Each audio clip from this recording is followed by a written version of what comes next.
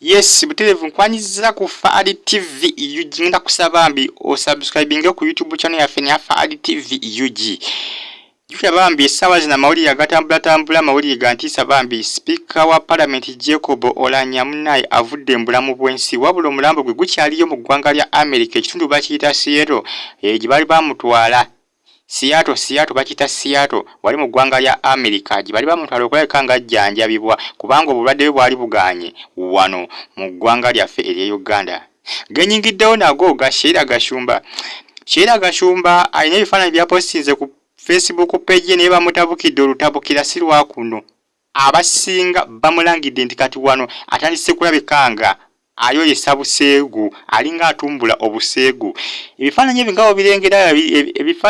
nga bobirengera ku screen bye bifaananyi Sheila Gashumba byapostinze ku Facebook page ye wabula ekisinze okwewuunyisa abamugoberera bennyini n'abadde bamufollowing ebbanga lyonna be bakomentinze ku bifaananyi bino nga bamulangira okwolesa obuseegu mbwe ennyambala gy'ayambadde temubalaamu magezi era abasinga batandise omugamba nti bulijjo bamanyi alinamuko ku magezi naye mbu talina magezi. Bibadde wali ku Facebook page ya Sheila Gashumba kupostingayo ebifaananyi kyokka ne bannaaye abasinga bamulangira n'omulangira mbu yensonga lwaki mbu akyali ewa kitaawe. Bannaaye bavumye Sheila Gashumba lwa bifaananyi bino nga bobirengera ku screen kibadde wali ku Facebook baaba mbu ayolesa buseegu. Ebifaananyi ebyo mbwe ennyambala yasuseewo ku luno bulijjo apostingayo ebifaananyi mbu nga birikkirya naye ate bino byapostinzeyo tebirina makulu wadde n'akamu akyuseemu kombu ngeri gy'apostingayo ebifaananyi.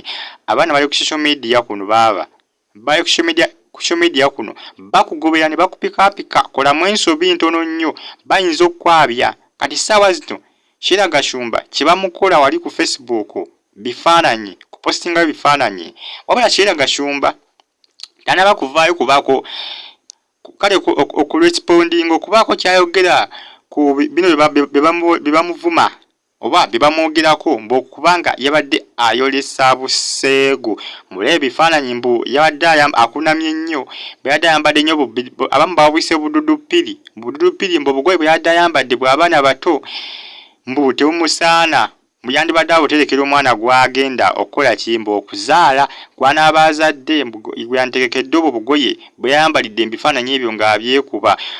Ole ebifaananyi bino Sheila Gashumba yakaba byekubidde ndowooza ng'alina kiraabu gye yabaddeko ndowooza nga obwolengera awo mu background eringa nga kiraabu yekubidde ebifaananyi ebyo n'agamba waaye kanteereko bafaanizi bange abangobera bafollowers bange ku Facebook page yange. Osanga banaabako kye bagamba nti nnyumye maama mu kifo ky'okumuwaana nti yanyumye ate baavumye muvume kikambwe abaana ku Facebook ku social media eziwerako abaana bakuwanisa naye bagamba okuvuma wejjusa n'ogamba nti oba bampa baaki okungoberera.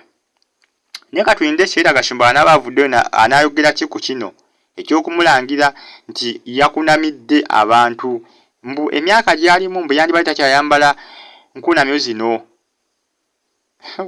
Fahad TV UG ngenda kusaba mbi osubscribinge bya Sheila Gashumba bamulangidde okutambuza obuseegu kusa n'okubutumbula olw'ennyambala gye yayambaddemu olw'ebifaananyi bye yapostinze ku Facebook page ye ng'akunamira abantu.